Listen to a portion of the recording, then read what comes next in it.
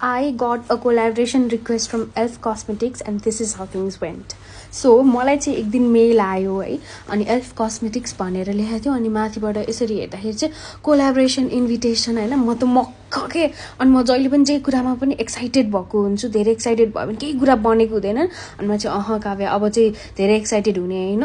simply लिने आइहाल्छ नि टाइप गरेर लिने भन्ने सोचेँ हैन अनि मैले यो मेल रिसिभ गर्नुभन्दा ठ्याक्कै एक दिन अगाडि चाहिँ मैले एल्फ कस्मेटिकको एउटा प्रडक्टको भिडियो बनाएको थिएँ अनि त्यसपछि त्योभन्दा 2-3 दिन अगाडि मात्र मैले आफ्नो के भन्छ बायोमा आफ्नो मेल राखेको थिएँ कि अनि मलाई ल नि त होला नि त अनि त्यसपछि maybe I am the chosen one हैन म यत्रो मान्छेहरू मध्ये यत्रो धेरै मेकअप आर्टिस्ट छ नेपालमा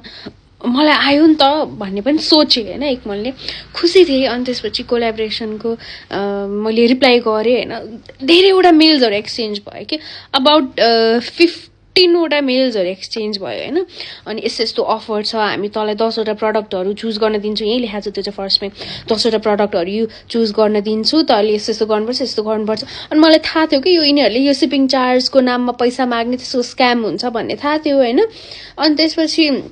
मैले कुन बेला भन्छ भनेर वेट त गरिरहेको थिएँ तर लाइक 15-16 वटा मेल्सहरु एक्सचेन्ज हुँदासम्म पनि त्यसको कुरै गरेन के अनि मैले मेरो दिदीलाई भने दिदी बाहिर होइसिन त अनि दिदीलाई यस्तो भन्यो अनि दिदीले पनि मेल त जेन्युइन नै छ जस्तो छ यति धेरै कुरा गरा छ भन्ने जस्तो भन्छ हैन अनि अलिअलि मक्क पर्दै थिएँ अनि सोचिसके कि ए ल पछि गएर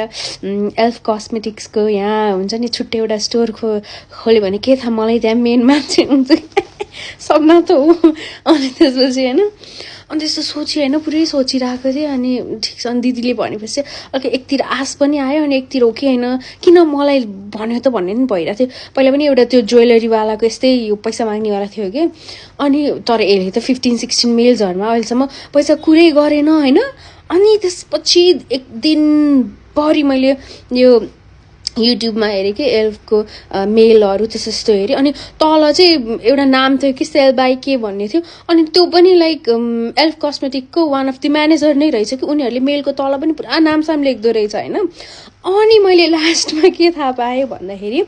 यस्तो यो ठुलो ठुलो कम्पनीहरुकोले चाहिँ कहिले पनि gmail.com भनेर युज गर्दैन रहेछ उनीहरुको आफ्नै डोमेन हुँदो रहेछ लाइक अब हुन्छ नि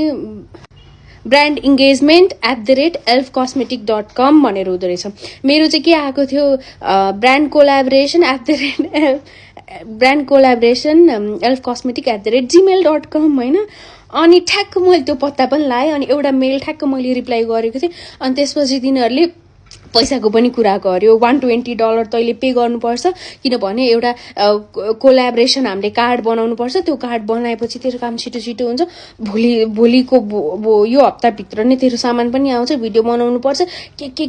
यस्तो जेन्युइन के त्यो मेलहरु हैन कस्तो त्यो मिलाएर लेखेको के यस्तो भिडियो हुनै पर्छ यस्तो हुनै पर्छ 3 महिनाको हुन्छ यस्तो हुनुपर्छ यस्तो पुरा त्यो एकदमै मान्छेलाई पत्याम जस्तो लाग्दिने के है अनि अब जे मेरो दिमागमा थियो पैसा मागे भने चाहिँ दिन्न त्यही पनि अब ट्राई हान्दिम न भनेर थियो अनि 15-16 वटा मेल गर्दाखेरि पनि केही भनेको थिएन लास्टमा जेन्युइन जस्तै लागेको थियो हैन मक्ख परेर बसिरहेको थिएँ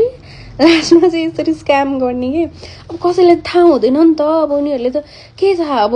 $120 या जति नै अमाउन्ट भए पनि पे गर्छ हैन यिनीहरुले त लास्टै यार यो को रहेछ भने